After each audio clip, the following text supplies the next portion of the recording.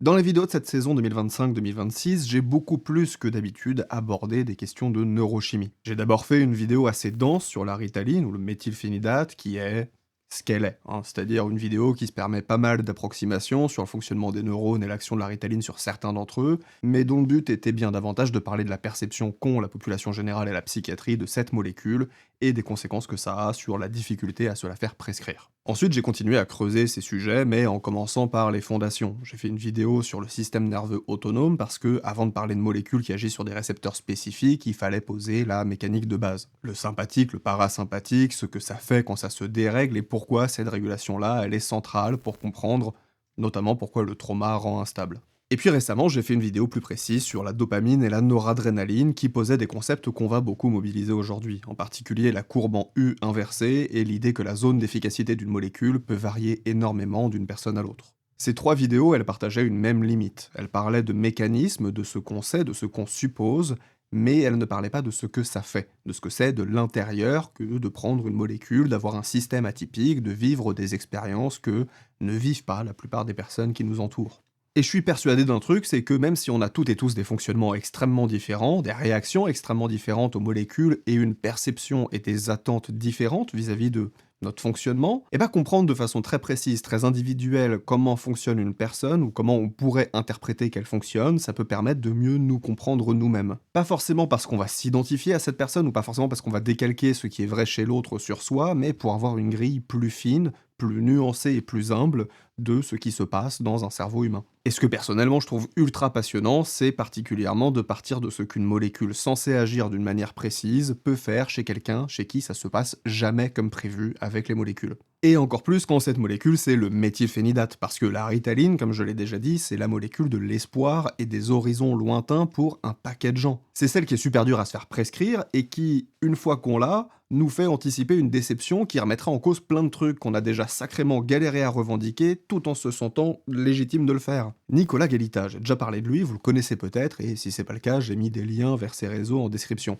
En tout cas, c'est un formateur autiste, antivalidiste et antiraciste dont le travail vise à aider des adultes autistes à s'auto-identifier et à revendiquer leurs besoins spécifiques professionnels comme personnels. Et ben Nicolas Galita, quand il m'a parlé de sa réaction à la ritaline, j'ai immédiatement eu envie de me replonger dans les travaux de Arnsten, et c'est ça qui m'a motivé à faire la vidéo « On vous a menti sur la dopamine ». Mais encore une fois, dire tout ça, je crois que ça sera jamais aussi utile, je crois que ça aidera jamais à autant comprendre le sujet dont on parle que de directement demander aux gens ce qu'ils ont vécu en essayant de réguler chimiquement leur taux de dopamine et de noradrénaline.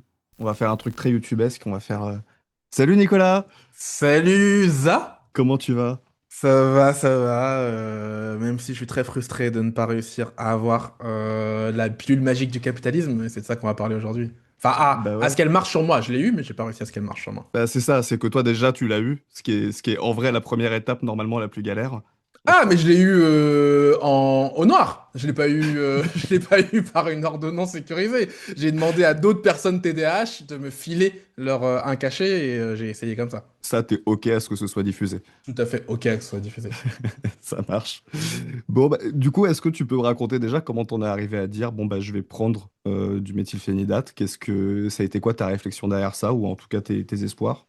J'ai découvert que j'étais autiste il y a bientôt 2 ans parce que j'avais une newsletter avec des abonnés, que j'avais des abonnés autistes qui me faisaient du lobby pour me dire mais Nicolas t'es autiste et je n'écoutais pas parce que ce sujet ne m'intéressait pas et pour le coup moi quand un sujet m'intéresse pas il m'intéresse pas. Si on a déjà parlé de biologie, la biologie m'intéresse pas, ça m'intéresse pas et c'est même pas alors il y a évidemment du validisme maternalisé etc mais là c'est vraiment l'autisme le sujet ne m'intéressait pas et donc j'ai fini par m'y plonger et quand je m'y suis plongé les mêmes abonnés m'ont dit mais tu sais Nico beaucoup d'autistes sont TDAH et j'ai dit non, je ne me reconnais dans aucun trait du TDAH.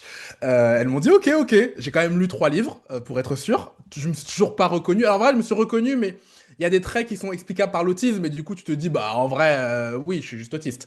Et puis j'ai fini par envoyer 2 personnes se faire diag. Et ces 2 personnes à chaque fois ont eu le même retour. Il y en a une qui m'a dit si j'avais dû parier entre toi et moi qui était TDAH, j'aurais parié sur toi. J'ai fait, ah ouais. En plus, c'est un mec qui est pas très. Justement, il est pas autiste, il est que TDAH. C'est pas un mec qui est très confrontationnel, qui dit vraiment ce qu'il pense, etc. tout le temps. Donc, pour qu'il me dise ça, ça m'a vraiment un peu secoué. J'en ai parlé autour de moi, les gens me disent, ah ouais, ce serait possible. Et il y en a un deuxième, pareil, qui est d'ailleurs aussi un YouTuber, qui s'appelle Antoine BM, que j'ai poussé vers le diag. Et lui, après, il a fait une vidéo pour dire à tout le monde que j'étais TDAH.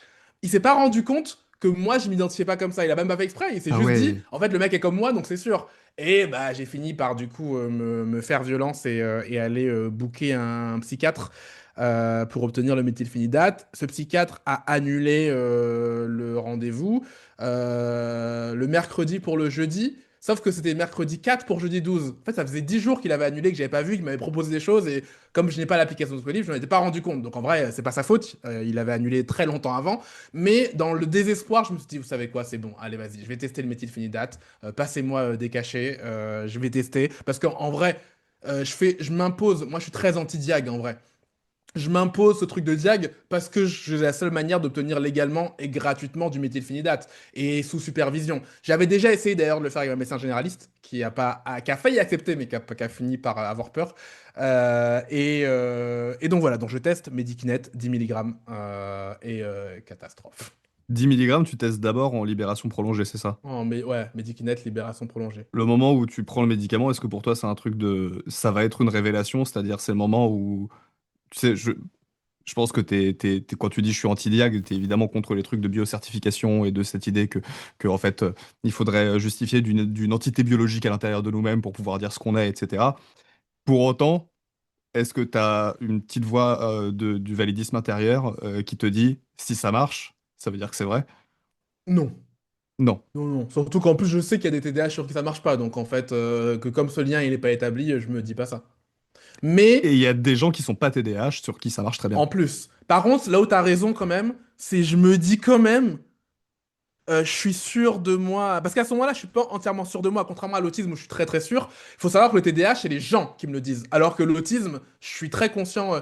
Avant de savoir que j'étais autiste, je savais qu'un truc clochait, enfin clochait, un truc était différent. Je savais juste pas donner de nom à ce truc-là, tu vois. Le TDAH, c'est les gens qui me le disent. Si tu me dis, est-ce que je peux tenir sur une chaise? Je dis oui. Et mes collègues disent, mais non, tu passes ton temps à t'agiter. Mais je me rends pas compte. Le fait que je parle vite, je me rends pas compte non plus. Enfin, tu vois, c'est que des traits que les autres m'attribuent et donc sur lesquels j'ai pas de recul. Donc à ce moment-là, je suis à 95%, 97% sûr d'être TDAH, mais j'ai quand même un petit truc et je me dis, allez, si ça marche sur moi, ouais, ça validera peut-être encore plus l'idée, quoi. Toi, c'est quel récit derrière que t'attends? Est-ce que c'est d'un coup j'arrive beaucoup plus à me concentrer ou est-ce que c'est le récit de je me sens soudainement moi-même, j'ai l'impression d'avoir accès à une partie de moi que j'avais pas? C'est ça qui te séduit? Je me sens très handicapé par les fonctions exécutives, pour le coup. D'ailleurs, le jour où j'ai entendu un chercheur ou une chercheuse dire que on devrait appeler le TDAH plutôt la dysfonction exécutive plutôt qu'attention et hyperactivité, ça m'a parlé. Pour le coup, si tu me dis que le TDAH est fonction exécutive, je suis sûr c'est TDAH. Si tu me dis que c'est l'attention et l'hyperactivité, oh, en vrai, on peut en débattre. Et fonction exécutive, oui, je sens que c'est très handicapant dans ma vie. J'avais d'ailleurs très marqué par ta vidéo sur avez-vous une déficience intellectuelle parce que je le vis vraiment comme ça. Je le vis Mm. comme un, en tout cas, un truc, une espèce de lacune cognitive et qui peut en plus m'amener à des trucs très dangereux, type ne pas prendre des rendez-vous médicaux, type devoir beaucoup d'argent aux impôts parce que je ne fais pas les déclarations à temps. Et du coup, j'ai toujours eu des amendes des impôts tout le temps. Ce qui, là, je le dis en rigolant, mais qui en vrai est très angoissant parce que j'ai pas toujours eu le revenu que j'ai aujourd'hui. Quand j'étais étudiant, ça me faisait flipper de me dire un jour, je vais me retrouver sur la paille parce que je devrais trop d'argent aux impôts. Donc, il y a vraiment ce truc de, j'espérais que ça me permette d'être capable de m'infliger des trucs administratifs, voilà, ce genre de choses, quoi. Ok, donc Za du futur, pour revenir un petit peu sur ce qui s'est dit ici. Alors évidemment, on en a déjà parlé dans la vidéo éloge de la Ritaline, la difficulté à se faire prescrire le méthylphénidate amène les gens à se la procurer de manière détournée. J'approuve pas, je sanctionne pas, c'est ici une responsabilité du système, et c'est surtout pas ce qu'il y a de plus intéressant à dire. L'objectif de Nicolas quand il commence la Ritaline, c'est un truc assez classique, c'est retrouver un accès à ses fonctions exécutives. Ce qui l'handicape au quotidien, c'est la capacité à initier des actions, à faire des choses imposées, et à s'infliger des tâches administratives. Et lui, il vit ça comme une vraie lacune cognitive, quelque chose qui lui manque. Et il attend du médicament qu'il vienne combler ce manque. Le méthylphénidate, il augmente la disponibilité de deux neurotransmetteurs dans certaines fentes synaptiques, la dopamine et la noradrénaline. Pour faire vite, en inhibant leur recapture par les neurones qui les ont libérés, ce qui fait que ces molécules restent plus longtemps disponibles pour transmettre leur signal. On parle ici de deux grandes familles d'effets.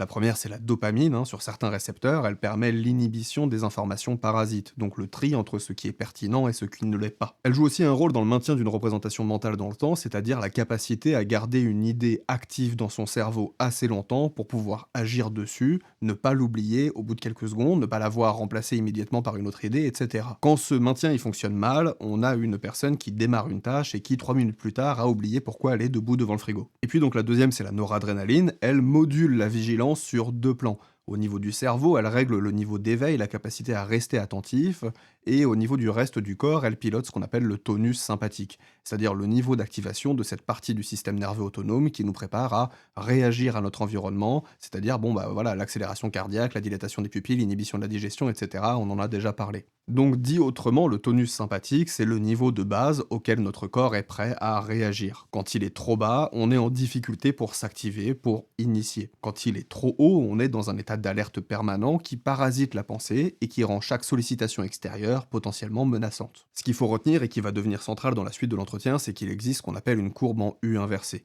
L'activité catécholaminergique, donc l'activité combinée de la dopamine et de la noradrénaline, elle a une zone optimale.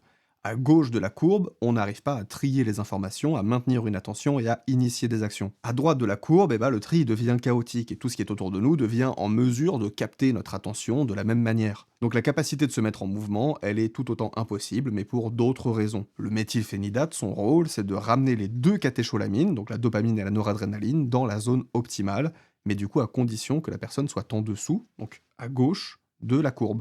Et ce qui est intéressant, c'est que cette zone optimale, on a de plus en plus de raisons de penser qu'elle varie énormément de taille selon les personnes. Et chez les personnes autistes, il y a deux pistes qui ressortent de la littérature qui ne s'excluent pas et qui peuvent même s'additionner. La première, c'est que le tonus catécholaminergique de base serait déjà plus haut que la moyenne neurotypique. Autrement dit, certaines personnes autistes ne partiraient pas d'un déficit, mais elles partiraient déjà d'un niveau situé un peu à droite à l'intérieur de la zone optimale, donc proche du bord. Ce qui fait qu'une toute petite dose de méthylphénidate suffit à faire déborder. La deuxième hypothèse, c'est que la zone optimale elle-même, elle serait plus étroite. C'est ce qu'on appelle une hyperexcitabilité catécholaminergique. La courbe en U, elle est en quelque sorte compressée, et la marge entre pas assez et trop, elle est plus fine que chez les personnes neurotypiques.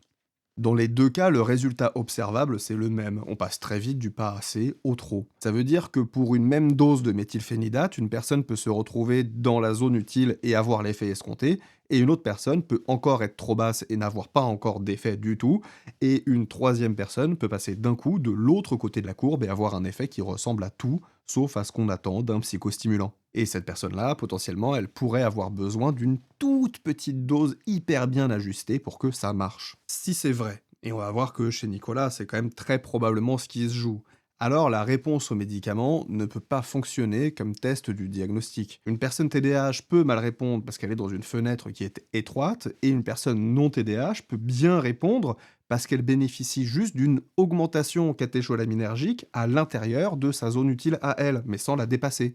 Donc évidemment, c'est extrêmement injuste et ça veut dire que juste en observant ces difficultés, c'est impossible de savoir à l'avance comment Nicolas va réagir au méthylphénidate. Qu'est-ce qui s'est passé finalement? Il s'est pas du tout passé ça. J'ai pris le Medikinet et alors au début il y avait un peu des effets placebo et après quand c'est vraiment monté, ça m'a retiré toute agentivité, toute euh, capacité à initier des choses. Donc en fait je me suis retrouvé comme ça sur ce siège-là pendant 8 heures à être quasiment incapable de me lever du siège et du coup par contre je faisais des actions. J'avais des calls qui étaient prévus donc je répondais à des appels. On m'envoyait des SMS, je répondais. Par contre, initier une action est devenu d'une difficulté énorme. Je souffrais pas de l'État. C'est un peu comme si en coupant l'hyperactivité, ça avait coupé toute raison de faire des choses. Donc j'étais là et je disais à mes potes, je suis une pomme de terre. Voilà, je suis comme ça, je suis un légume. Je ne souffre pas d'être un légume, juste je j'ai pas d'intérêt à faire des choses dans la vie. Et donc je reste là à attendre que la vie passe sur mon siège. Ma conception du temps s'est aussi effacée. Pour le coup, j'ai une myopie temporelle dans le macro-temps, donc j'ai beaucoup de mal à me repérer dans le temps long. Par contre, dans le temps court, je suis très très bon. J'arrive à dire si c'est passé 3 minutes, 4 minutes, 32 minutes, etc. Là, le temps s'est coupé et je m'en suis rendu compte au moment où j'ai envoyé deux fois le même message à une pote à 1 heure et demie d'intervalle qui est Je suis une pomme de terre. Et en envoyant ça, j'ai vu les dates et j'ai fait oh, ça fait 1 heure et demie que je suis en boucle sur Je suis une pomme de terre. Et j'ai l'impression que ça fait, tu vois, ça faisait peut-être un quart d'heure. Et là, je me rends compte que mon chronomètre s'est désactivé.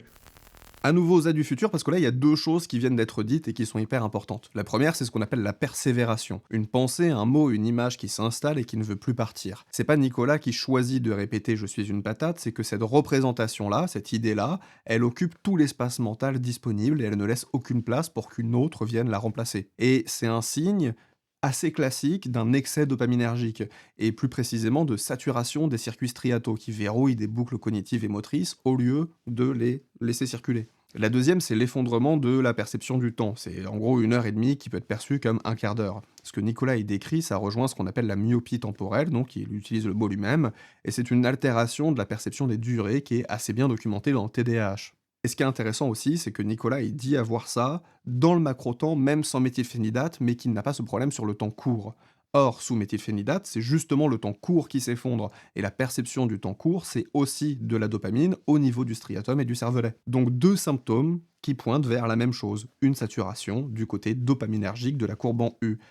Pas du côté noradrénergique, parce que sinon on aurait de l'anxiété, de la tachycardie, de la tension, et là c'est pas du tout ce que Nicolas décrit. Ce qui oriente aussi très fortement vers une hyperexcitabilité dopaminergique spécifique. Ce qui est hyper intéressant, puisque si c'est ça, ça irait exactement dans le sens des deux hypothèses que j'ai abordées tout à l'heure, sur le fonctionnement catécholaminergique de certains cerveaux autistes. C'est-à-dire que ce soit l'idée d'une fenêtre optimale plus étroite ou celle d'un tonus de base plus élevé, bah en vrai, c'est cohérent.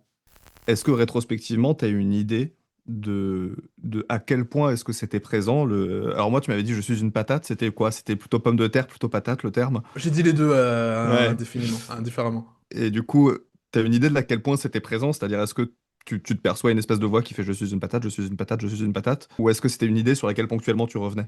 Ah non, non, non, c'est une voix, j'étais vraiment en termes, on a parlé en message de comment je suis sous alcool. Comme sous alcool. Sous alcool, j'ai une espèce de voix qui me dit des trucs et qui, tu vois, je vais décider, en fait, j'ai un espèce de leitmotiv à chaque fois que je bois, alors ça fait longtemps que j'ai pas bu pour ces raisons d'ailleurs. Quand je buvais, j'avais un leitmotiv de oh, c'est très con de faire des pas normaux. Viens, je vais faire des pas de géant. C'est beaucoup plus pratique. Et je vais essayer de convaincre tout le monde que les pas de géant, c'est plus pratique. Et au bout d'un moment, je me rends compte, au bout de 5 minutes, que non, c'est pas plus pratique. Mais je persiste dans l'idée pendant toute la soirée. J'ai une soirée où j'ai passé mon temps à ramper. J'ai une soirée où j'ai passé. Bref, je vais pas te raconter tous les trucs que j'ai eu. Mais vraiment, ouais, ce truc en boucle qui persiste et que j'arrive pas, tu vois, à lâcher. Dans temps normal, quand je suis pas sous une substance, en vrai, j'ai une petite voix comme ça, mais elle est directement censurée par une autre voix qui dit mais n'importe quoi, tu vois. Je pense que ce que tu décris là, pour plein de gens, c'est ultra exotique. Comment t'expliquerais ça à quelqu'un qui a jamais expérimenté de symptômes de ce style-là? Est-ce que... parce que je pense que quelqu'un qui t'écoute se dirait, ah ouais, c'est comme s'il était bourré. C'est Oui. comme si t'étais bourré.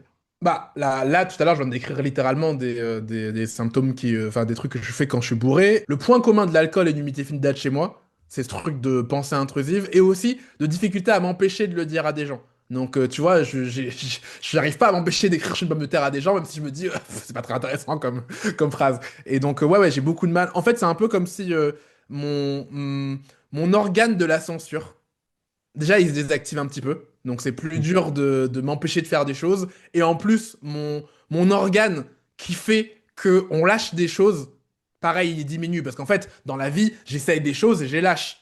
Là, quand j'initie le truc, je vais pas lâcher. Je vais aller dans mon idée jusqu'à ce que je sais pas quoi, jusqu'à ce que mort s'en suive. Mais le truc se persiste.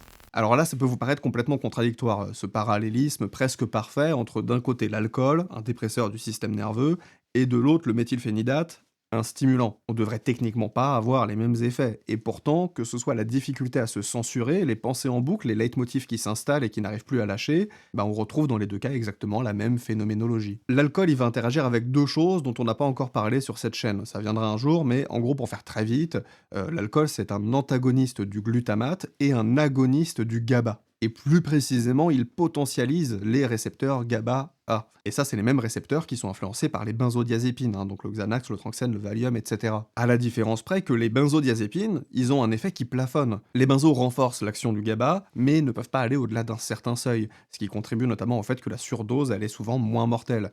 L'alcool, lui, il a une action beaucoup plus brutale. Il n'a pas ce plafond et il peut taper sur plusieurs fronts à la fois, ce qui fait que le coma éthylique est particulièrement plus dangereux que l'excès de benzo. Par contre, benzo plus alcool, là on cumule les deux effets, hein, donc faites gaffe.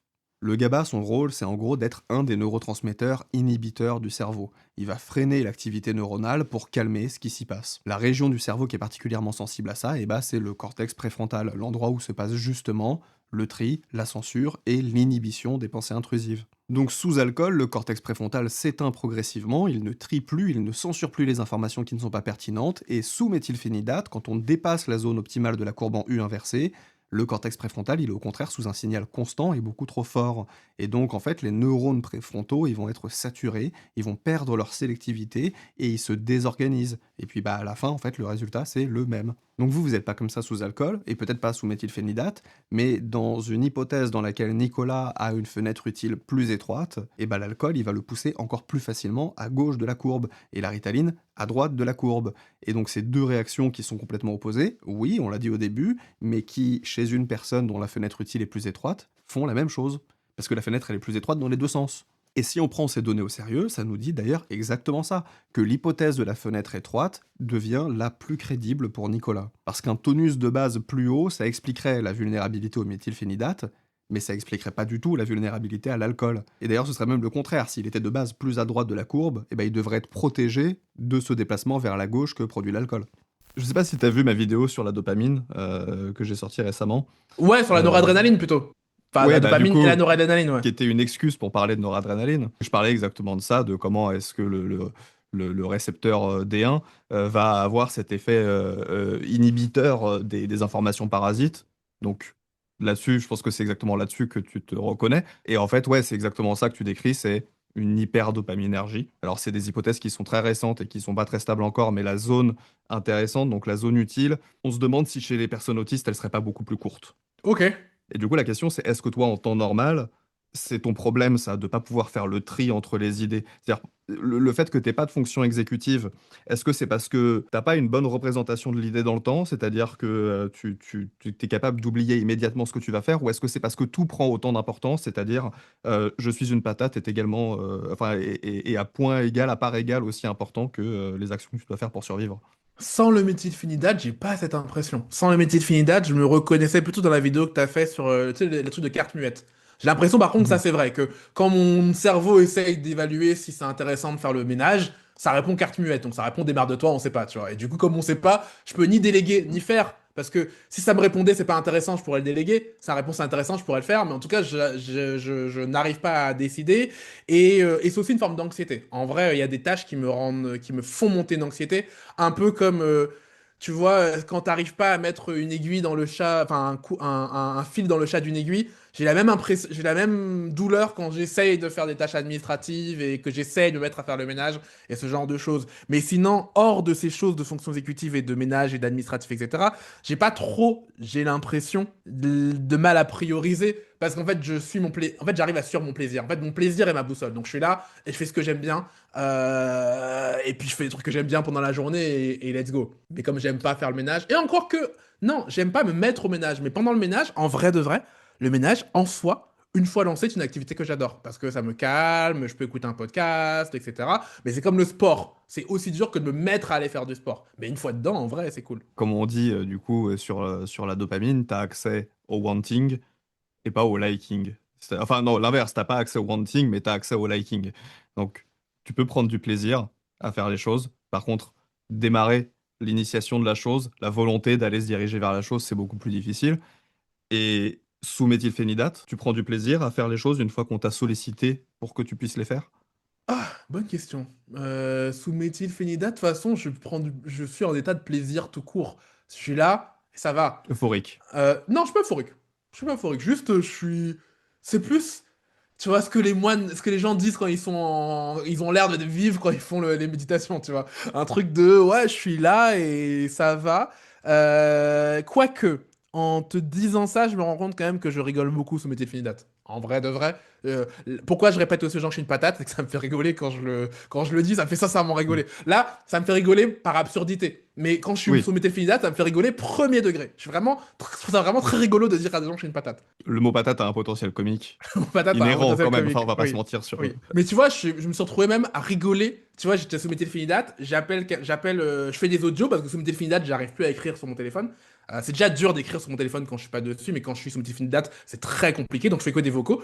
Et je faisais un vocal comme ça, et je passe dans la rue, et dans la fenêtre, il y a des gens qui étaient en une réunion et qui me regardent. Du coup, je les regarde, et je suis mort de rire quand on se regarde. Et dans la vraie vie, je serais pas mort de rire, je serais plutôt un peu gêné, puis je passerais vite. Là, j'étais mort de rire, j'ai envie de leur faire coucou. Enfin, tu vois, un peu plus enfantin sous méthylphénidate, quoi. Nos représentations culturelles, le modèle selon lequel est perçu le médicament psychiatrique, c'est en gros, soit ça marche et on fonctionne mieux, soit ça marche pas et on fonctionne comme avant, soit c'est pire. Et c'est-à-dire que non seulement on fonctionne moins bien, mais en plus on souffre de nouveaux trucs qui n'étaient pas là avant. Et Nicolas Galita ici, il nous décrit une quatrième option à laquelle personne ne pense. C'est-à-dire qu'il fonctionne moins bien, son agentivité elle s'effondre, il peut plus initier la moindre action, il reste 8 heures sur son siège, mais en même temps, il est dans un état qu'il appelle lui-même un état de plaisir. Il rigole, il trouve tout absurde et drôle, il a envie de faire coucou aux gens derrière les fenêtres.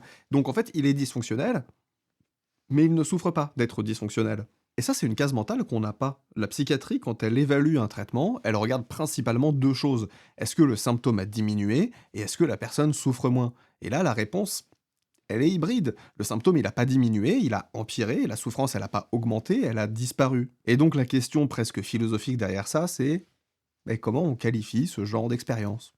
T'es quelqu'un d'anxieux socialement? Normalement? Ça dépend, c'est trop large comme question. Mais est-ce que habituellement j'aurais été content de leur faire coucou? Non. Non. Hmm. Moi, j'entends un Euh, truc très précis quand je dis anxiété sociale, Ouais, j'entends une croyance totalement irrationnelle sur ce que les autres pensent de toi. non. Non, Ok. j'ai pas de dysphorie du rejet, donc en fait je suis très. Tu vois, je suis très. Pour le coup, ça, un peu la caricature du stéréotype de l'autiste Sheldon. Ce que les gens pensent de moi, Ouais. Il y a des gamins qui rient dans la rue, tu te dis pas qu'ils se moquent de toi. non. Ah! C'est faux que tu le dises parce que sous Météfinidate, si. J'ai écrit ce truc. Je me Mhm. rappelle avoir écrit dans mon journal de Météfinidate, parce que j'ai fait un journal de bord. J'ai l'impression que tout le monde sait que je suis sous Météfinidate, que tout le monde sait que je suis chelou, que tout le monde me regarde. Mais ça, c'est pas mon état classique. Sous Météfinidate, oui, par contre, je me demande est-ce que tout le monde me regarde. Et en burn-out autistique aussi. Quand je suis en burn-out autistique, j'ai l'impression que tout le monde me regarde et que tout le monde me juge, et du coup, ça devient insupportable d'être dehors et je me réfugie chez moi. Pour autant, tu me dis par message que l'anxiété n'existe plus. Sous Météfinidate? Ouais. Ouais, parce que c'est pas une anxiété quand je vois que tout le monde me regarde. En fait, ça me fait rigoler. Je suis là et je fais ah, tout le monde voit que j'ai pris du méthylphénidate. C'est plutôt ça la voix, c'est pas oh, tout le monde voit que j'ai pris du méthylphénidate. Il y a vraiment un truc de ah là là, comment j'ai l'air chelou. Tu vois, ça m'angoisse pas sous méthylphénidate. Alors que non, sous bande autistique, c'est très là, pour le coup, l'embarras autistique, c'est une douleur. C'est pas un plaisir. T'as déjà eu une expérience ou des expériences dissociatives dans ta vie? Alors, je sais pas si t'as besoin que je te définisse ce que j'entends par là. Bah, tout shutdown est un peu dissociatif dans ma vie. Donc, Mhm. déjà, il m'est arrivé de m'endormir pendant que quelqu'un parle, parce que la discussion est trop envahissante, et du coup, alors, faut que je sois déjà dans un lit, hein. Mais boum, il y a un peu. Ma meuf appelait ça, bah, tu t'évanouis pendant qu'on se dispute. Et, du coup, elle était vénère. Et pour Ouais, le c'est coup, pratique, ouais, bah d'accord. voilà, et en plus c'était avant qu'on sache que je suis autiste, avant qu'on sache que je suis autiste, le shutdown était un enjeu de dispute. Et là pour le coup c'est le seul moment où elle m'embrouillait pas parce qu'il y a un truc quand même très physique dans le sommeil de personne ne peut faire semblant de Ouais. dormir. Et tu vois donc elle se disait ah j'ai été énervé mais en même temps tu dormais, je pouvais Mm. rien y faire. Donc ouais j'ai ce truc de dissociation mais que en shutdown j'ai l'impression. Parce que moi, ce que je me dirais avec ce que tu me dis, c'est... en fait, à l'intérieur, est-ce que tu as toujours vraiment conscience que tu existes en tant qu'entité? C'est-à-dire que à partir du moment où tu commences à dire, mais en fait, tout le monde sait ce que je pense, moi, ce à quoi ça me ramène, c'est aux personnes qui vont avoir des expériences dissociatives avec des produits hallucinogènes et qui vont dissoudre leur ego et qui vont avoir l'impression que le mur, la table, la chaise, c'est eux. Et que en fait, il n'y a plus de théorie de l'esprit. Tout le monde sait ce que je sais. Tout le monde est ce que je suis. C'est pas exactement ça? Ah non, j'ai jamais vécu ça. Moi, j'ai une délimitation très très forte de qui je suis. Donc, j'ai pas eu. Après, j'ai pas cette impression, mais en même temps, le méthylphénidate, comme j'en ai pris que 10 milligrammes, peut-être que si j'en prenais plus, ça finirait par me faire ça, tu vois. J'ai vécu ça un peu comme un truc, un intrus dans mon esprit, le méthylphénidate. Donc, dans mon état normal, non, j'ai pas ce que tu décris. Peut-être qu'avec beaucoup de méthylphénidate, je finirais par être comme ça.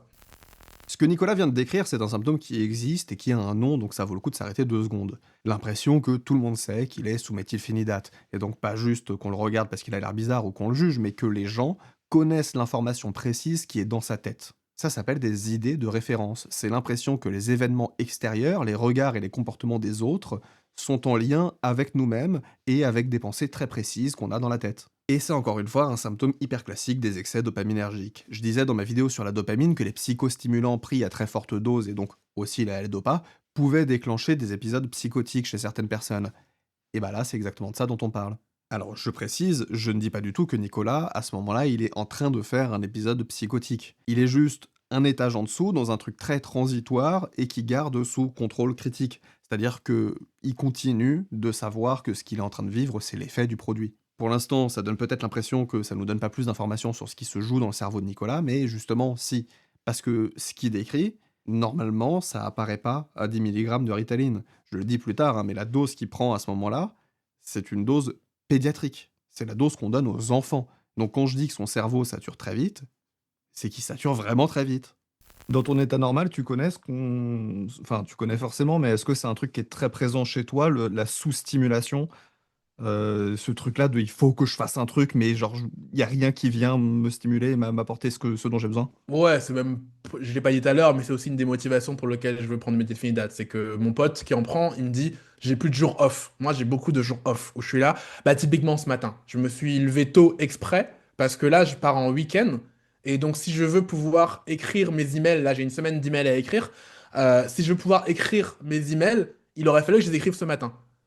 Et Mhm. du coup, comme j'avais plein de temps et que je me sentais sous-stimulé, bah en fait, je n'ai rien fait jusqu'à faire un premier call avec une cliente. Et là, le call m'a stimulé, tu vois. Et donc, ouais, je passe beaucoup de temps sous-stimulé pour le coup. À la fin, enfin, c'est-à-dire au moment du pic de l'effet, pour toi, la Ritaline, c'est quoi, 2 sur 10 expérience? Bah, c'est 0 sur 10 dans ce que je cherchais. Ouais. Voire moins 10 sur 10, parce que ça m'a fait l'inverse de ce que je voulais voir. En vrai, je me suis dit, je deviens TDAH sous méthylphénidate. J'étais là et j'avais de la compassion pour les gens en me disant, ah ouais, putain, il y a des gens, ils vivent ça toute leur vie. Ça ressemblait à une dépression sans la souffrance. La dépression, c'est pareil. En fait, quand je suis en dépression, j'ai envie de faire des choses, mais je n'arrive pas à m'actionner pour les faire. Là, quand j'étais sous méthylphénidate, c'était un peu l'inverse. C'était j'ai envie de rien. Je pourrais m'actionner pour faire les choses, mais en fait, je n'ai vraiment envie de rien. Je suis quand même content d'avoir vécu l'expérience sociale. C'était marrant. En fait, je suis assez curieux de moi-même et donc c'est marrant de me voir dans un autre état. Par contre, j'ai dégoûté d'avoir perdu 8 heures de travail. C'était un moment en plus, j'avais plein de trucs à faire. Je pensais que j'allais pouvoir faire plein de choses. Mon moi normal s'est auto-engueulé de qu'est-ce que c'est que cette merde qu'on vient de. Tu vois, quand je suis dedans, je suis pas mal, mais quand je suis dehors, je me vois dedans et je dis, mais c'est quoi cette merde, mon gars? Viens, on refait plus jamais ça. C'est quand même très très nul. Tu vois, on perd beaucoup de temps. Déjà que je suis très angoissé par la mort, le temps qui passe, etc. Là, il y a un peu ce truc de, oh, t'as fait un truc qui t'a volé 4 heures de ta vie. Super. Alors, ça du futur, je sais, je suis comme le prof qui vous dit qu'on va regarder un film et qui fait pause toutes les 5 minutes pour vous apprendre des trucs, mais je voulais juste faire une petite pause pour noter une phrase, et c'est quand il dit qu'il a l'impression d'avoir vécu une dépression sans souffrance. Je trouve que ça interroge beaucoup notre rapport à la psychopharmacologie, c'est-à-dire les médicaments psy. C'est-à-dire que c'est des médicaments qu'on conçoit beaucoup pour, bon, les réponses qu'ils vont offrir, mais surtout c'est des médicaments qui permettent au personnel soignant dans les hôpitaux de travailler sans être embêtés par les crises des personnes. Et puis ces médicaments, ils se retrouvent après dans des prescriptions à aller chercher en pharmacie et à prendre à la maison. Et en écoutant Nicolas, je trouve que c'est important de se rappeler à quel point on interroge rarement le choix du patient ou de la patiente. C'est-à-dire qu'une fois qu'on n'est plus dans le contexte hospitalier, bah Nicolas, il pourrait tout à fait vouloir la dépression sans la souffrance. Ce ne serait pas du tout un problème. Là, ce qu'il nous dit, c'est que lui, non. Ce qu'il veut, lui, c'est la capacité à faire des trucs. Il préfère la souffrance avec la l'agentivité à l'absence de souffrance sans la l'agentivité. C'est son choix à lui et c'est un choix qui mérite d'être entendu en tant que choix, pas comme une évidence universelle ou comme la seule réponse possible. C'est sa réponse à lui, c'est ses priorités et c'est sa vie. Et penser comme ça change complètement la manière dont on évalue ce qui vient de se passer. Parce que la question n'est plus est-ce que le médicament a marché dans l'absolu, la question c'est est-ce que cet état-là, Nicolas, il le veut. Mais ça dit rien du tout de ce qu'un autre patient, avec exactement le même effet pharmacologique, pourrait dire. Il pourrait donner une autre réponse et ce serait pas pour autant une mauvaise réponse, ce serait sa réponse. Voilà, je le fais souvent, mais ça fait jamais de mal de rappeler que les expériences thérapeutiques sont des expériences situées et traversées par des individus qui peuvent avoir leur autonomie, leurs désirs et leur propre horizon de soins. C'est bon, je remets le film et puis je vous laisse tranquille pour un moment. Il y a un moment où ça n'a pas été 0 sur 10. C'est-à-dire, est-ce que dans la montée de l'effet de la molécule, il y a un Hmm. moment où tu te dis, en vrai, si ça s'était arrêté là, ça aurait été vraiment le sweet spot. Il y a 8 minutes comme ça. Et j'arrive pas Ah à ouais. dire si c'était un effet placebo ou pas. Il y a 8 minutes, parce qu'en plus j'ai marqué les minutes dans mon truc. Alors, sur la deuxième fois, parce qu'on l'a pas dit, mais en fait j'ai testé d'abord le Medikinet, 10 mg une fois, puis la Ritaline, enfin Ritaline, un générique qui vient des Pays-Bas qui m'a été refilé à 10 milligrammes. Et la deuxième fois, effectivement, pendant 8 minutes, je me suis mis à faire des trucs administratifs que d'habitude je fais pas, tu vois. Mais c'était très court ce truc. Comme c'est que 8 minutes, j'arrive pas à me dire est-ce que c'était un effet placebo ou est-ce que c'était un entre guillemets réel effet. L'effet placebo est quand même réel, mais tu vois, je me suis demandé ce que c'était vrai. Bref, t'as compris. Il y a plein de trucs très cohérents dans tout ça, et notamment l'idée qu'il y aurait effectivement une fenêtre utile, une petite zone utile qui serait vraiment très étroite. Euh, on avait parlé par message aussi du PDA, Pathological Demand Avoidance. Je sais pas si c'est ça la définition que tu en as toi, parce que PDA, ça veut dire aussi un autre truc. On a refait autre chose avec les initiales, mais je pense Alors que moi c'est je ça que l'appelle t'avais. Pervasive Drive for Autonomy, mais ça reste le même truc. Ouais, c'est ça. Évidemment, pathological, c'est le mot que j'aime pas dans PDA. Alors moi, je dis évitement rationnel de la demande. Hmm. Il y a un truc rationnel là-dedans qui peut être rationalisé. Pathologisé, c'est pas rationalisé Bah, selon moi, j'aime mais bien le besoin envahissant autonomie, parce que quand même, et là je parle que en mon nom et non pas au nom de tous les autistes du monde, mais je vis quand même ça comme un truc envahissant. Tu vois, pour le coup, je vis ça comme un truc chiant. Il y a plein de trucs dans mon autisme où je suis très content. Le PDA, je le vis souvent comme un truc chiant parce que j'ai le PDA. Ma meuf me dit d'aller me brosser les dents, ça va me saouler. Une partie en moi, ça va m'agacer. Ça m'agace encore plus si j'avais déjà prévu de me brosser les dents, tu vois. Pire que ça, là, ma meuf m'a laissé son chat. J'ai le PDA contre le chat. Quand c'est contre un humain, tu peux encore rationaliser. Contre un chat, tu c'est vois, le pire animal contre qui avoir un PDA bah, parce qu'il demande tout le temps des trucs. oui. Et du coup, je suis énervé, enfin, je suis agacé quand il réclame à manger alors que j'avais prévu de le faire dans 1 minute. Tu vois, si j'avais prévu de bientôt lui donner à manger et qu'il réclame, ah là là, comment ça m'agace. C'est très con parce que c'est un chat. C'est quoi le PDA pour toi? C'est de la donc cet évitement de la demande, ce rejet face aux demandes extérieures, c'est de la colère, c'est de la frustration, c'est de la culpabilité, c'est tout? J'aurais plutôt dit de l'anxiété. Tu vois, ça L'anxiété. m'angoisse quand je veux pas avoir une autonomie totale, quand j'ai l'impression que c'est pas moi qui décide de ce qui se passe. Et, et en vrai, cette définition est déjà fausse, parce qu'il faudrait définir le moi, parce que j'ai le PDA contre moi-même. C'est-à-dire que Mhm. si jamais je vois que j'ai prévu une tâche pour hier et que je suis là, mais t'es qui toi, Nicolas Dupassé, pour décider ce que je fais aujourd'hui. Et c'est pour ça d'ailleurs, ça se voit pas, mais j'ai des post-it là en vert. Mes post-it sont en vert parce que quand j'écris sur du papier, ça me fait trop. C'est dans le marbre. T'es en train de donner Mhm. des ordres à toi-même. Et alors que quand c'est du verre, j'ai vraiment ce truc de oh, je peux effacer avec un truc à effaçage. Enfin bref, t'as compris. C'est un super bon type. Merci de l'avoir partagé. Ah C'est ouais? grave bien. Ouais, Bah, ouais, je ouais, sais je pas, trouve ça ça marche super sur tout le bien. monde. En tout cas, ça marche vraiment sans moi d'écrire sur du verre et pas sur du papier. Je le laisserai ça parce que je pense que ça peut être très utile. Une hypothèse qui moi me séduit assez sur cet évitement de la demande ou ce besoin envahissant d'autonomie, c'est un tonus sympathique élevé, c'est-à-dire une vigilance qui est déjà là de base à un certain niveau. Et donc la demande des autres va plus facilement être vue comme une menace à la réalisation de la demande des autres. Le tonus sympathique peut être tellement élevé que finalement en fait ta propre demande à toi va avoir des conséquences, une suite peut-être aussi, peut-être qu'après ta tâche, il faudra que tu fasses une autre tâche, ou peut-être qu'après ta tâche, il y a quelqu'un à qui tu vas montrer ce que tu as fait, etc. Et donc en final, ça finit par partir dans tous les sens et par effectivement faire une émission de l'action qui est assez envahissante. Euh, Ça reste quand même très contextuel. Je le dis là aussi pour pas dire ton cerveau est malade, il faut que tu répares ça à coup de médicaments, parce que euh, encore une fois, hein, quand on parle de noradrénaline, oui, il va y avoir des outils de survie qui sont dans les médicaments et qui peuvent être utiles. Euh, Derrière ça, on a pour l'heure pas de raison de penser que dans un contexte qui est pas hostile à ton fonctionnement, ce genre de choses-là serait envahissante à proprement parler, quoi. Est-ce que toi, ton médecin t'a parlé d'autres molécules? Hmm. Déjà, je rebondis rapidement sur ce que tu dis, c'est Ouais. que moi, en plus, comme j'ai pas de vision du macro-temps, donc tout ce qui dépasse aujourd'hui, ma vision de moi-même, elle est un peu floue. Tu vois, si tu me disais que je me suis réveillé dans le corps de quelqu'un d'autre et qu'en fait tout était faux jusque-là, je pourrais te croire. Mes souvenirs qui dépassent un jour, allez, j'exagère un jour, qui dépassent une semaine, sont très flous pour moi, tu vois. C'est un peu comme si c'était un rêve.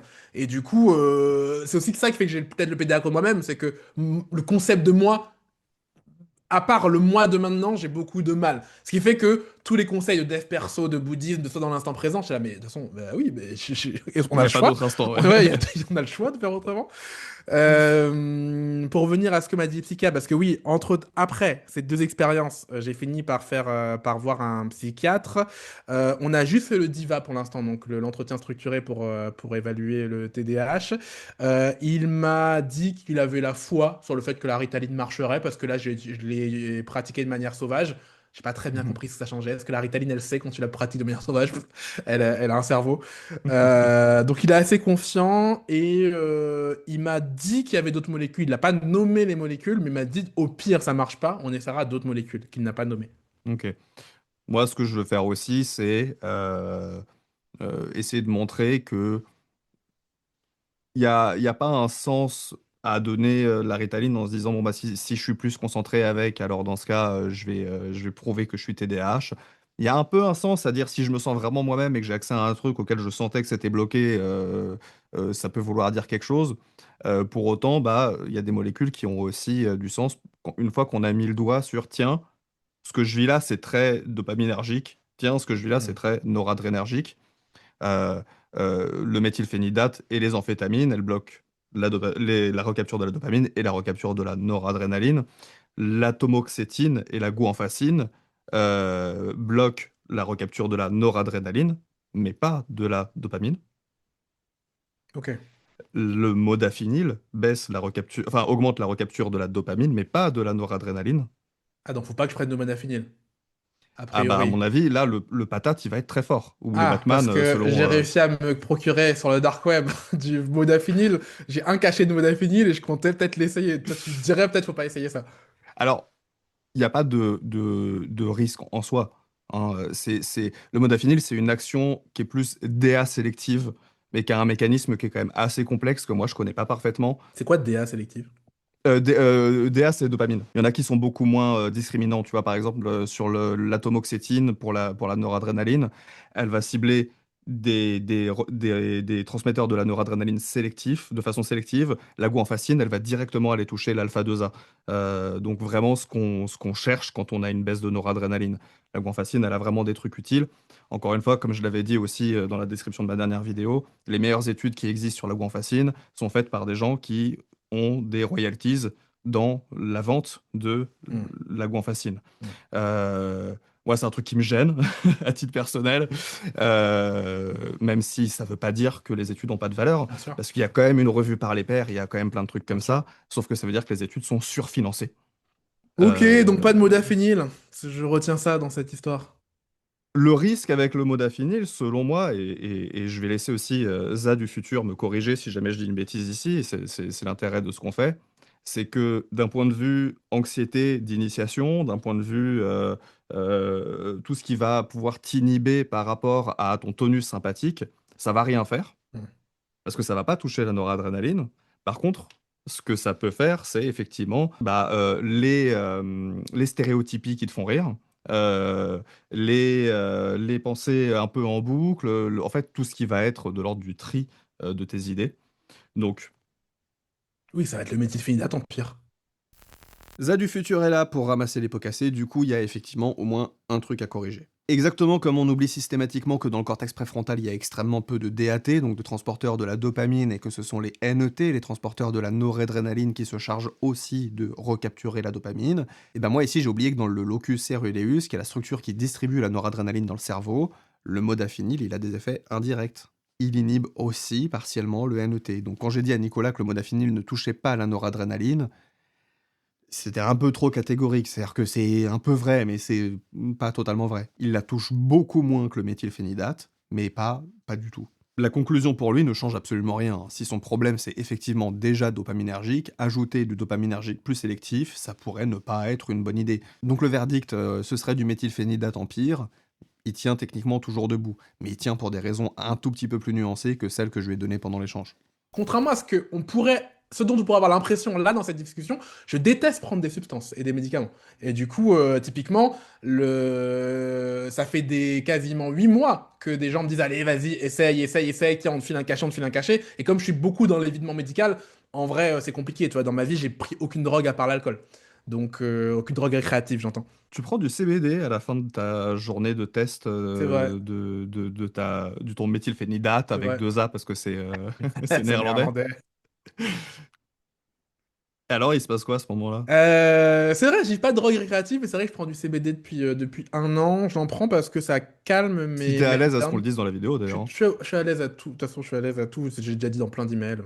Mais Très bien. le CBD, et puis en plus, pour le coup, c'est devenu légal le CBD, contrairement à tout ce que je viens de raconter là qui était illégal.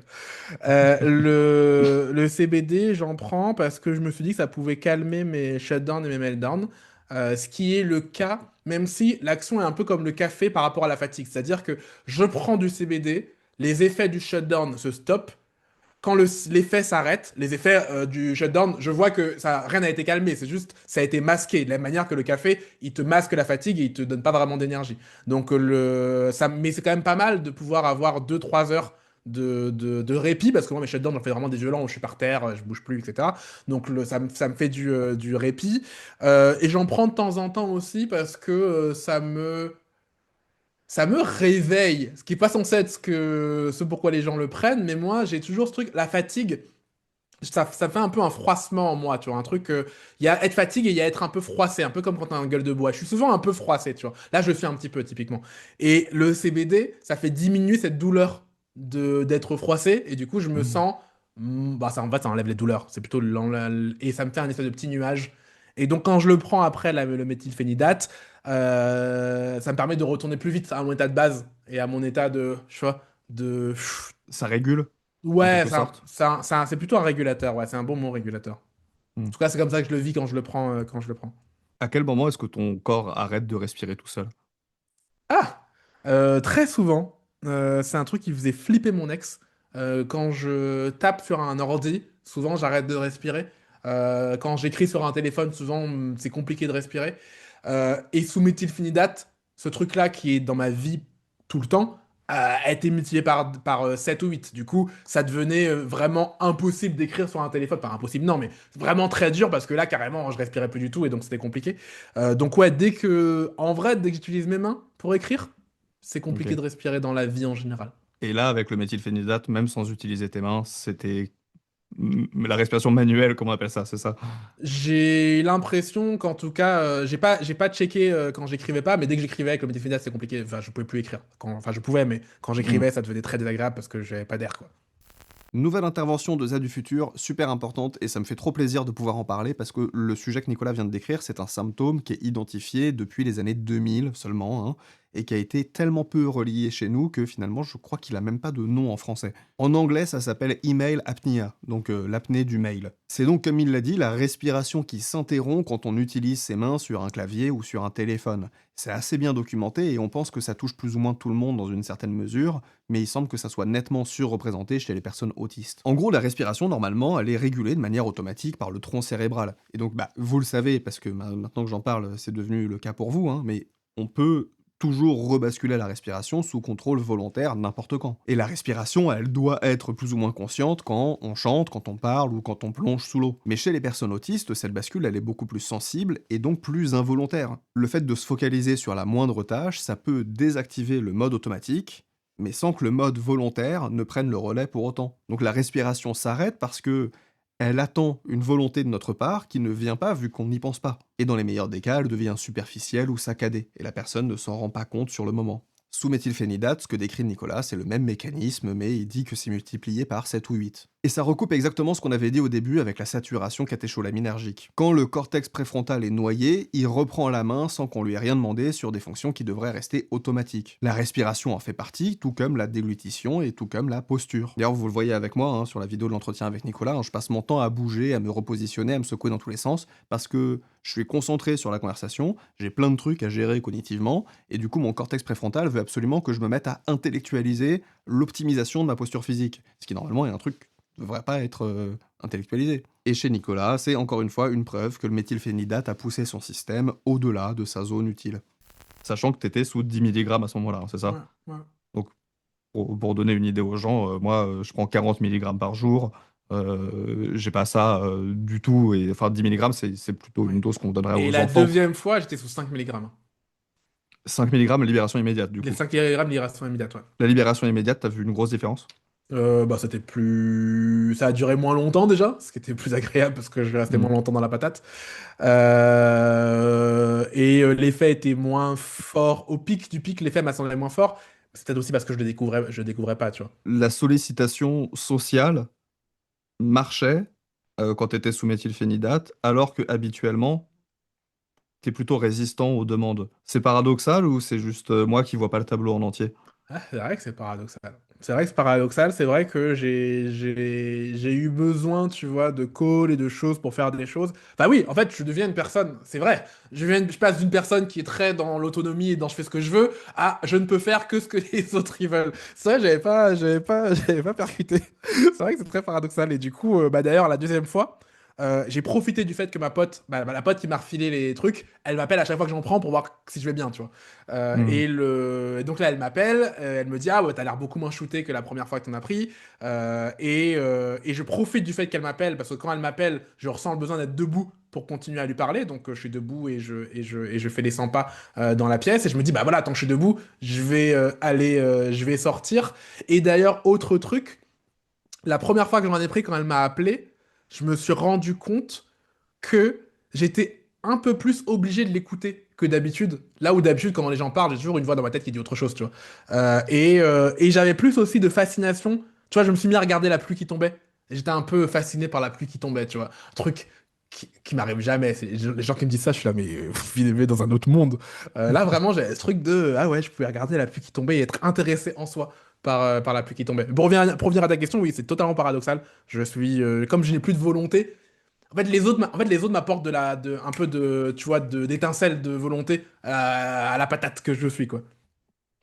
Ce dont Nicolas vient de parler, c'est ce qu'on appelle parfois le moteur interne. Sous méthylphénidate, sa volonté propre s'effondre, mais il reste capable de faire des choses si quelqu'un le sollicite. Les autres lui apportent l'étincelle qui lui manque. Et pour comprendre pourquoi c'est important, il faut savoir qu'on a deux grands systèmes de motivation dans le cerveau qui ne reposent pas sur les mêmes circuits. Le premier, c'est l'action qui s'initie depuis soi-même, celle qui projette un futur, qui décide d'une direction, qui maintient une intention dans le temps jusqu'à passer à l'acte. Le deuxième, c'est l'action qui répond à une sollicitation immédiate, qui ne demande pas de tenir une intention sur la durée parce que la sollicitation est là, dans l'instant, et qu'elle suffit à déclencher la réponse. Chez Nicolas ou Ritaline, le premier système s'est effondré et le deuxième, lui, il fonctionne toujours. D'où le paradoxe, il est incapable de décider quoi que ce soit par lui-même, mais il répond aux SMS, il prend les appels et il tient les calls professionnels. Or, et c'est le truc bizarre, c'est que Nicolas, il a un PDA, donc il a un rejet très intense des sollicitations externes, justement parce qu'elles menacent son autonomie. Sous méthylphénidate, ce PDA, il disparaît, il accueille les sollicitations qu'il aurait normalement repoussées, ce qui suggère une chose, c'est que le PDA et la capacité à initier depuis soi sont peut-être les deux faces d'une même pièce. Donc Nicolas aurait un système qui produit ses propres signaux d'action très efficacement, et qui, pour cette raison, défend son autonomie en résistant aux signaux externes qui pourraient le perturber. Donc quand le moteur interne est désactivé chimiquement, le PDA s'effondre avec lui, parce qu'il n'y a plus rien à défendre. En gros, si le PDA c'est une réaction de protection d'une autonomie qui est très précieuse pour le système, bah quand l'autonomie n'existe plus, il n'y a plus rien de précieux à protéger.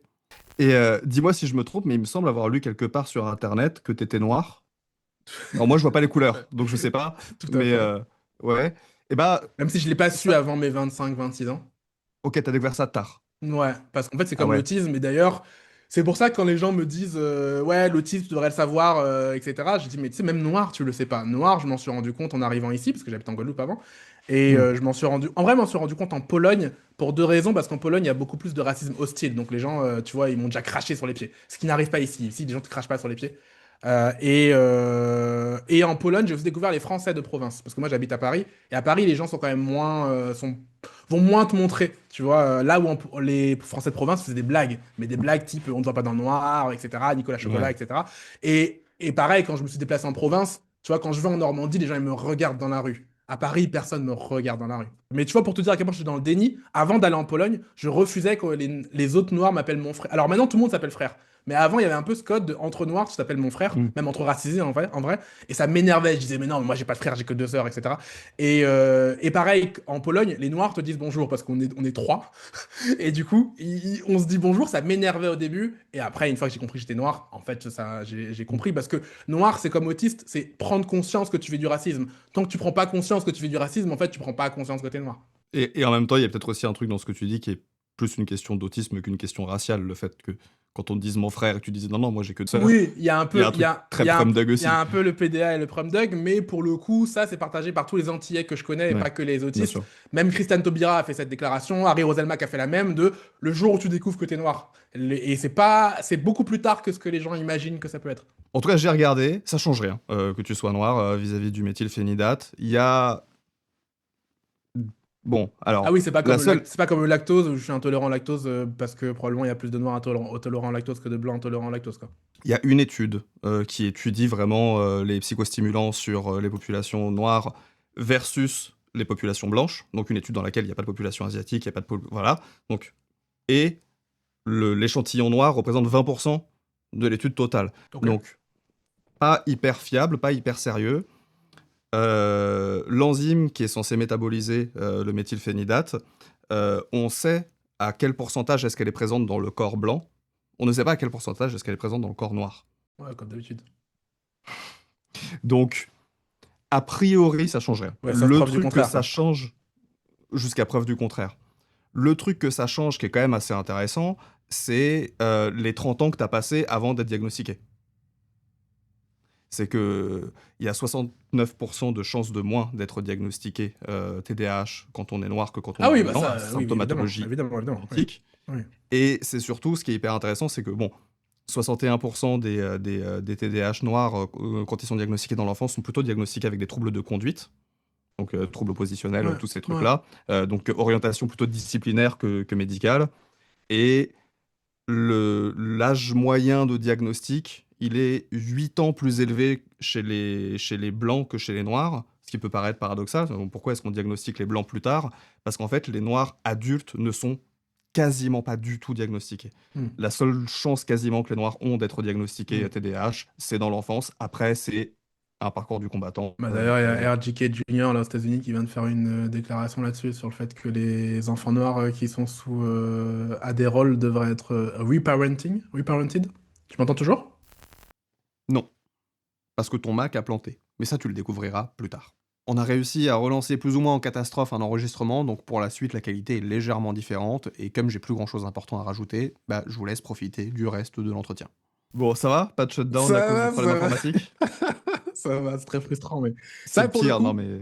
ça pour le coup, c'est un truc aussi que mon PDA déteste. Ou je sais pas si c'est le PDA ou si c'est la rigidité, mais quand les trucs bug, ça me rend fou. Je vais te dire une statistique que j'ai complètement inventée. Vas-y. 90% des shutdowns et des meltdowns sont à cause de bugs informatiques. Je l'ai Ouais, je 100% vois très inventé, bien. hein, donc fais-moi Ouais, confiance. je vois très bien. Le moment où tu es déjà fatigué, ce qui va se créer chez toi, c'est une intolérance à l'imprévisibilité. Mm. Et par définition, dans notre esprit, l'informatique, c'est le truc prévisible par Mm. excellence. C'est-à-dire que tu sais que quand tu vas cliquer sur le bouton, ça va faire ce que tu attends. Parce que 99,9% du temps, ça le fait. Mais il suffit que ça le fasse pas 0,1% du temps et tu es persuadé que ça marche jamais. Ouais, bah là, je suis en train de vouloir jeter mon Mac parce que c'est la deuxième fois qu'il se passe un truc comme ça en une semaine. J'en étais à te dire que RFJK Junior avait annoncé qu'il fallait reparent les noirs sous Adderall. T'as pas vu ça? Ça vient, c'était genre hier ou avant-hier. Reparent, putain, le terme est Ouais, atroce. ouais. Et donc, ouais, effectivement, tu as une perception différente des personnes noires qui ont un TDAH. Et Hmm. l'autre truc aussi, c'est que bah, moi, en Guadeloupe, les gens frappent beaucoup leurs enfants. Et dans le Diva, ils me posaient des questions et je me disais, mais si j'avais fait ça enfant, on m'aurait tapé. Donc, oui, j'ai fait ça quand j'avais 4 ans et puis après, j'ai arrêté de le faire parce qu'on me tapait. Donc, il y a aussi ce truc de domptage, dressage des enfants qui fait qu'il y a des trucs que tu vois moins bien. Ouais. Il y a aussi un truc qu'on n'arrive pas à voir chez les populations noires, c'est que les personnes sous méthylphénidate qui sont noires ont beaucoup plus d'accidents cardiovasculaires. Sauf que le problème, c'est que les personnes noires ont beaucoup plus d'accidents cardiovasculaires Ok, en général. à cause de la précarité, Ok, de l'alimentation ok. avec les graisses saturées, etc. On ne sait pas pour les problèmes cardiovasculaires. Par contre, le vrai effet qui, lui, n'a jamais été relié de façon très précise, mais que je pense qu'il faut faire, c'est une fois qu'on a exploré dans une logique racialiste toutes les différences biologiques entre les races, ce qu'on n'a pas dit, c'est que être diagnostiqué à 30 ans et être diagnostiqué à 8 ans, c'est pas la même vie, c'est pas le même système nerveux, c'est pas Ouais, le c'est même clair. nombre de décompensations, c'est pas le Ouais, même c'est nombre clair. de burn-out, l'anxiété généralisée qui s'est installée, qui a eu le temps de se mettre en place, une hypersensibilité noradrénergique, dopaminergique qui peut s'installer aussi. Bah Ça, déjà, c'est j'ai un arrêté truc de à regarder. compter, mais j'ai fait entre 18 et 22 burn-out ou burn-out. Et du coup, bah, si je les avais pas fait, probablement que j'aurais une vie différente. Il y a des trucs, il y a des trucs qui m'ont épuisé en les faisant, quoi. Et peut-être que le métier Fénédate aurait fonctionné différemment parce Hmm, il se serait installé dans un hmm, corps qui a eu des hmm, stress au sens anglophone du terme, quoi, hein, ouais, vraiment des ouais, usures différentes du fait d'une ouais, vie différente. ouais, Donc là-dessus, malheureusement, on a trop peu d'infos parce qu'on a trop peu de praticiens et de praticiennes qui sont capables d'admettre qu'une personne noire peut avoir des problèmes qui ne soient pas des problèmes disciplinaires. ouais, c'est clair. T'en es où aujourd'hui de cette expérience? Est-ce que t'en ressors avec... c'est des questions qui sont peut-être intimes. Tu m'as dit que tu parlais de tout, mais sur ton estime de toi, sur l'espoir dans l'horizon thérapeutique que tu peux Hmm. dessiner pour toi. Bah, déjà, j'ai failli faire la remarque à plusieurs fois quand tu prenais garde à dire, voilà, tu peux quand même être TDAH, etc. En le faisant. En vrai, moi, je suis pas accroché à l'identité TDAH. C'est-à-dire, comme c'est Mhm. très nouveau pour moi, extrait de l'extérieur, j'ai pas encore, comme avec l'autisme, une fierté, un truc. Alors je dirais jamais ça dans un propos argumenté et collectif, mais si je parle à l'échelle uniquement personnelle et que je suis très honnête, je vois encore le TDAH comme ouais, une perturbation de moi. J'arrive pas à avoir une version positive du TDAH. Alors que, en gros, tu me donnes une pilule et tu me dis, ça enlève le TDAH. Je la prends tous les jours. Tu me donnes une pilule, d'ailleurs, c'est que littéralement le méthylphénidate. Enfin, pas exactement, mais tu me donnes une pilule qui enlève l'autisme, je la prends. Alors, il faut à 10 millions d'euros, je commence à réfléchir. Mais sinon, en dessous de 10, 20 millions d'euros, je prends pas une pilule qui enlève l'autisme. Donc, tu vois, j'ai pas la même relation de fierté entre l'autisme et TDAH. Et donc, déjà, ça, c'est important à avoir en tête. Il y a quand même en moi ce truc de j'arrive à imaginer Nicolas sans TDAH. Je comprends ce que ça veut dire, en tout cas de ce que je comprends de TDAH. Mhm. Nicolas sans autisme, c'est juste plus moi, c'est me tuer. Si jamais tu me mets sans l'autisme, tu as fait une autre personne. Sans le TDAH, j'ai l'impression de voir ce que c'est. J'ai raison, le TDAH, c'est juste, j'ai entre ma volonté et le bouton sur lequel il faut appuyer, il y a une espèce de grand fossé. C'est dur d'aller appuyer sur ce bouton. Là où les autres gens, j'ai l'impression qu'ils peuvent appuyer sur le bouton directement. Mais du coup, je comprends ce que ça veut dire moi sans ce fossé, tu vois. Ouais. Je comprends même ce que voudrait dire, et je dis encore une fois, je dirais jamais ça dans une démarche une démarche plus militante, mais je comprends même ce que veut dire plus ou moins TDAH. Là où je ne comprends pas ce que voudrait dire plus ou moins autiste. Tu vois, j'arrive pas à voir ce que serait une quantité d'autisme, alors que je vois ce qu'est une quantité de dysfonction exécutive. Je vois comment je peux être. Tu vois, j'ai pris le méthylphénidate, j'avais l'impression d'être plus TDAH. Il y a vraiment ce Ouais. truc de, tu vois, entre guillemets, d'accentuation. Et je répète, c'est un propos très personnel de comment je le vis, et j'espère bien que dans 6 mois, dans un an, je vivrai mon TDAH de manière plus neutre, comme je vis l'autisme aujourd'hui. Ça arrivera, mais il y a des obstacles, notamment le fait qu'il n'y ait pas de nom autre que la maladie. Oui. Tu t'appelles TDAH, alors que autisme, il y a trouble du spectre de l'autisme, ça ok, c'est pour les médecins, et il y a je suis autiste. C'est pas pareil que le trouble du spectre autistique. Mhm. Alors que TDAH, non seulement il n'y a pas le nom, en plus de ça, c'est des acronymes, et donc on peut pas dire ADHD, ils font ça les Anglais, ils disent ADHD. Ouais. Nous, on peut pas faire ce truc-là, et donc je trouve que le TDAH, il y a beaucoup moins cette facilité de la fierté. Bref, j'ai pas du tout répondu à la question sur l'horizon thérapeutique. En termes d'espoir, c'est vrai que j'ai Je suis passé de 95% de chances que le méthylphénidate m'aide à ouais, 30%, 20, 25% que ça m'aide. Après, j'ai pas attendu le méthylphénidate pour aménager ma vie. C'est-à-dire que je suis toujours une créatrice de contenu qui s'appelle, elle s'appelle Florence TSA, mais son nom c'est Flo TSA sur les réseaux. Et il y a une vidéo où elle disait, en fait, t'es autiste, considère que t'as un trouble de l'attention.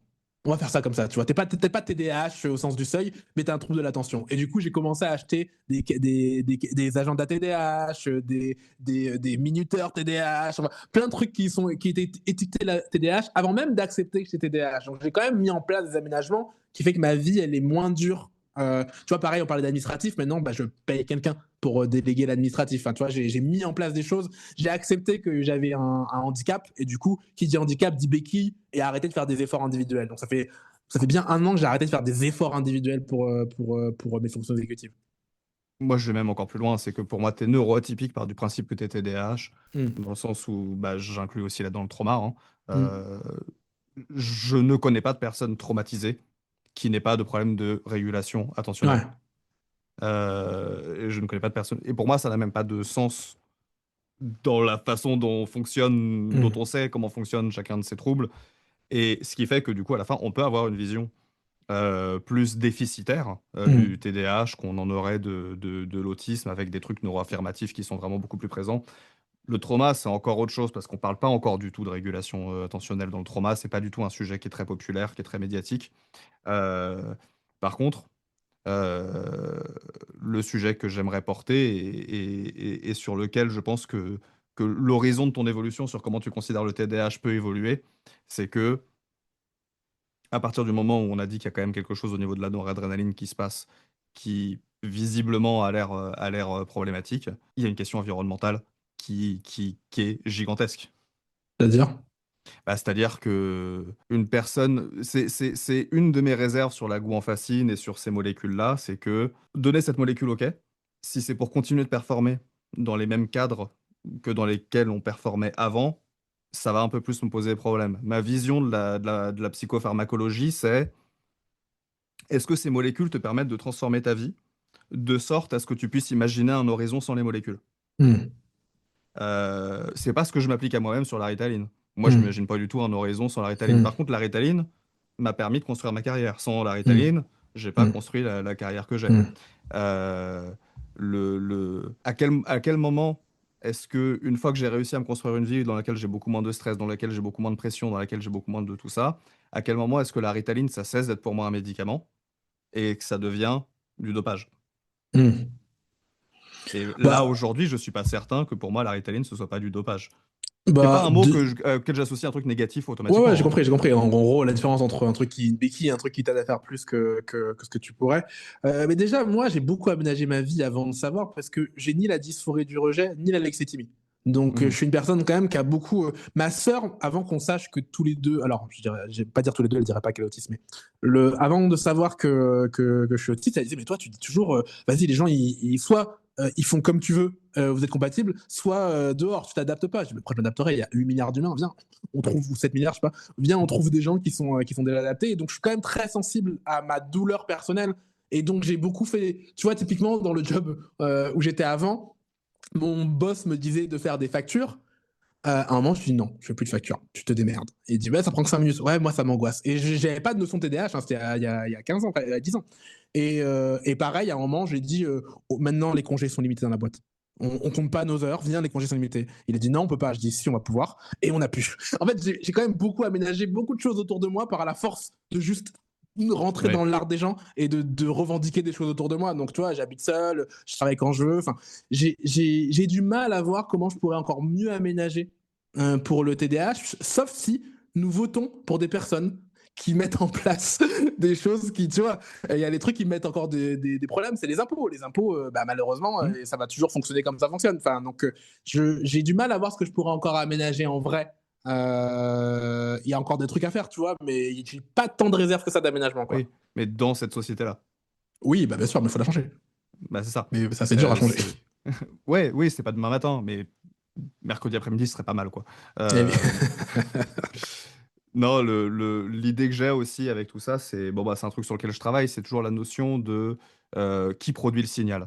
Quand on va te donner des tips pour essayer d'améliorer ta fonction exécutive, ce qu'on attend de Hmm. toi, c'est que tu produises un Oui, signal d'initiation suffisant pour que tu réussisses à faire ce qu'on attend de toi. oui. Euh, dans, dans les relations humaines, tu vas aussi avoir des personnes qui vont se retrouver dans des situations où elles vont constamment être celles qui font vivre les relations. Si elles n'envoient Hmm. pas le message, si elles n'envoient pas des invitations, Hmm. la relation n'existe plus. Donc c'est encore Hmm. à elle de produire le signal.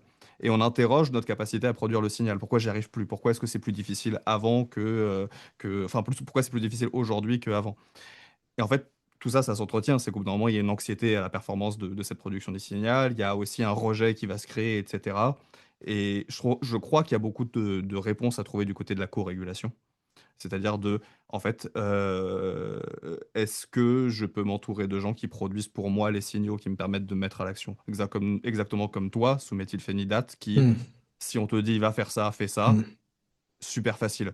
Parce Ouais, que, mais quand je le suis pas, je suis sous PDA, du coup, j'arrive pas, ouais, ça m'énerve, tu vois. Typiquement, dès que ma meuf me propose de m'aider, tu vois, là, typiquement, j'ai un rendez-vous médical que je repousse alors qu'il faut pas parce que c'est très important.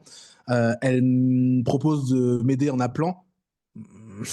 Tu vois, j'ai du mal aussi à accepter l'aide, en vrai. Du coup, ça rend un truc compliqué. c'est ça qui est difficile, c'est que je pense qu'il y a aussi des réponses qu'on n'a pas aujourd'hui tant qu'on n'a pas vraiment, d'un point de vue très global, restructurer la manière dont on relationne avec les gens. À Hmm. quoi ressemblent les réseaux de liens, à quoi ressemblent les collectifs, à quoi ressemblent... En Hmm. fait, toutes les relations humaines aujourd'hui sont faites sur la possibilité de rejouer des scénarios de menaces Hmm. qu'on a connus avant, la possibilité de rejouer des scénarios bah, aussi disciplinaires, parce que on, on on n'est pas tous TDAH de la même façon, par contre, on est tous allés à l'école de la même façon. Ah, c'est clair. On a tous été confrontés au sport de la même façon. Hmm. Quand on est noir, on a été confronté à la police d'une façon qui est particulière aussi. Et Ouais, toujours. euh, les personnes autistes, d'ailleurs, ont en très très grande proportion, beaucoup plus que dans la population générale, peur de la police. Parce qu'avoir la police dans la rue, ça veut dire il faut que mon comportement ne soit pas suspect. Or, moi, de base, je ne sais pas à quoi il ressemble mon comportement. Rien d'en parler, ça m'angoisse. Voilà. Tu vois, mes relations avec la police sont très compliquées. Hier, je me suis un peu senti arnaqué par le mouvement antiraciste quand j'ai découvert les stats des personnes noires autistes et Mm. bipolaires et schizophrènes par la police à Londres. Alors, je sais plus, au UK, je sais plus exactement ce que c'est, mais c'est un chiffre effarant. Et je suis là, mais attends, mais parce que moi, je me disais quand même, c'est bizarre que j'ai à ce point peur de la police parce que pour le coup, je suis noir, mais guadeloupéen et pas d'une classe sociale Mm. populaire, tu vois. Donc, j'ai quand même normalement moins de raisons d'avoir peur de la police. Et pourtant, il y a plusieurs choses qui font peur. C'est un, quand j'interagis avec eux, parce que j'interagis plusieurs fois avec eux, notamment dans les shutdowns, parce que beaucoup de mes shutdowns se passent parce que je refuse qu'on fouille mon sac dans les magasins, parce qu'on n'a pas le Mhm. droit de fouiller ton sac dans les magasins. Et donc, je finis souvent en shutdown à cause de ce principe-là. Et donc, parfois, la police arrive. Et il y a plusieurs trucs qui sont compliqués. C'est que déjà, alors, impossible de parler de racisme avec eux. Tu leur dis, j'ai pas envie qu'on me fouille parce que peut-être qu'il y a du racisme. Dis, ah, le vigile, il est noir aussi. Oui, bah, ok, mec. J'ai du mal à doser le premier degré ou pas premier degré. Et en fait, du coup, soit je parle premier degré et ils croient que je les prenne pour des idiots, soit je parle plus métaphoriquement, plus comme un analyste, mais ça marche pas non plus parce qu'ils comprennent pas ce que je dis. Exemple, j'ai failli être repoussé à la douane américaine parce que quand je suis arrivé, le gars me dit d'où tu viens. Je viens d'un vol Paris-Los Angeles. J'ai un passeport français dans les mains. Je ne comprends pas où est-ce qu'il va avec la question. Tout le monde m'a dit que j'aurais dû répondre de Paris.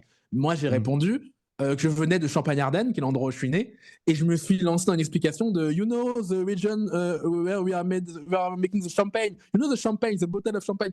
Le gars m'a regardé.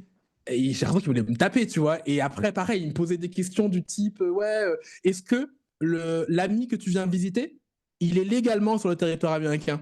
Bah, je Mm. sais pas, faut lui demander. Qu'est-ce que moi j'en sais? Je sais Ouais. que, tu vois, je lui ai dit, je sais qu'au début il l'était pas. Et que là, a priori, il devrait l'être, puisqu'il s'est marié avec une américaine. Pareil, le gars, il me regarde avec une tête chelou. Il me demande où est-ce que je vais dormir ce soir. Je dis, je n'en sais rien, c'est mon pote qui a réservé le truc. Il me dit, vous restez combien de temps? Je dis, bah, 7 ou 8 jours. Il me dit, 7 ou 8? Je comprends pas, d'un coup, faut être littéral. Et donc, je lui dis, bah, la réponse dans mon téléphone. Et ça, je prends le téléphone, sachant qu'il y a un signe qui dit que ne peut pas prendre le téléphone. Il me regarde, il dit rien. Du coup, je le prends pas. Bref, je raconte pas toute cette histoire, mais avec la police, j'ai très souvent une interaction compliquée et c'est pas que être noir, c'est aussi être autiste qui fait Ouais, que c'est ouais, ouais. compliqué. Bah, en fait, le fait d'être noir te met en contact avec la police. C'est-à-dire que la police vient à ton contact parce que t'es noir. Plus souvent, ouais. Et derrière ça, toi, la manière dont tu vas réussir à gérer l'interaction, bah, ça va être Oui, pollué par oui, l'autisme et par le fait que, oui, visiblement, on attend que tu interagisses d'une certaine oui. façon et c'est incompréhensible. Et j'ai remarqué aussi que dire le mot autiste n'améliorait jamais les choses, ça les empirait, parce qu'ils ont Tu veux l'impression que dire t'es que en train de t'aurais pas leur... dû avoir un tournesol autour du cou? Si jamais, alors j'ai pas le tour de sol, mais j'ai dit à un moment que j'étais autiste, ça a énervé la policière, parce qu'elle a l'impression que je suis en train de lui dire qu'elle maltraite un handicapé, je crois. Et du coup, elle explose. Je lui dis, à un moment, je dis, je suis autiste, c'est pour ça que j'ai du mal avec le premier degré. Elle me dit, je vois pas le rapport, monsieur. Ah bon, tu vois pas le rapport entre premier degré. Je croyais que ça, je sais que les gens savent beaucoup de choses. Je croyais que quand même on savait le rapport entre être premier Ouais. degré et être autiste. Et par contre, quand je dis que je fais une crise d'angoisse, tout le monde m'aide. La police m'aide quand tu fais une crise d'angoisse. Quand tu leur dis, tu fais une crise d'angoisse, ils comprennent. Ils amènent de l'eau, ils font respirer, etc. Pareil, je me trouve dans un hôtel, pareil en shutdown, à dire je fais une crise d'angoisse. Chaque fois que je dis je fais une crise d'angoisse, ça marche beaucoup mieux parce qu'il y a beaucoup plus de représentation médiatique de ce qu'est la crise d'angoisse. Les gens sont beaucoup plus bienveillants avec toi quand tu dis je fais une crise d'angoisse que quand tu dis Mhm. Pareil, dans un restaurant, j'ai des bouchons d'oreille, alors je dis que j'ai des problèmes auditifs, je dis pas que je suis autiste. Pareil, les gens m'aident beaucoup plus si je dis que j'ai des problèmes auditifs et que j'ai besoin d'une table séparée du bruit. Si je suis autiste, c'est mort. Ça amène 36 000 discussions qui font que ça sert à rien. À la suite d'événements traumatiques que j'avais vécu à l'éducation nationale, j'ai été agoraphobe et notamment moi, les supermarchés, horrible. Et du coup, j'ai appris à gérer ce truc-là en étant un peu dans un espèce de tunnel dans les supermarchés. Mm. Ça m'est arrivé plusieurs fois de bousculer des gens qui m'engueulent et de leur dire que j'étais malvoyant. Mm. Parce que techniquement, dans mon Ouais, expérience du monde, c'est c'est clair. ça qui se passait. C'est clair, c'est clair. Et j'ai un mari qui est aveugle. Et tu sais, j'ai un peu ce truc, putain, je vole le handicap de mon mari, quoi, c'est vraiment pas cool. Et d'un autre côté, ouais, en fait, il y a ce truc-là aussi dans l'autisme. Les gens ont une représentation de l'autisme. Déjà, t'es non-verbal. Si tu parles, c'est que t'es un autiste de TikTok, quoi. Et puis tes seuls problèmes, finalement, sont des problèmes Mais même ça, socio-éducatifs. hein, ça les gens le disent quand ils veulent te contredire que tu es autiste. Mhm. Quand tu es vraiment non-verbal, parce que moi quand je suis en shutdown, je suis très non-verbal, je peux parler avec des gros efforts. Le gars, le vigile s'est énervé que je parle pas. J'ai écrit sur un truc, je suis autiste, là, ça ne change rien. Donc faut faire aussi attention à pas prendre pour argent comptant ce que les gens disent pour te légitimer. Bien Tu vois, sûr, il y a ouais, très ce ouais. truc de. C'est comme quand un mec te dit ouais, mais non, moi je suis pas un mec qui s'engage. Et après, 6 mois après, il est marié, tu vois.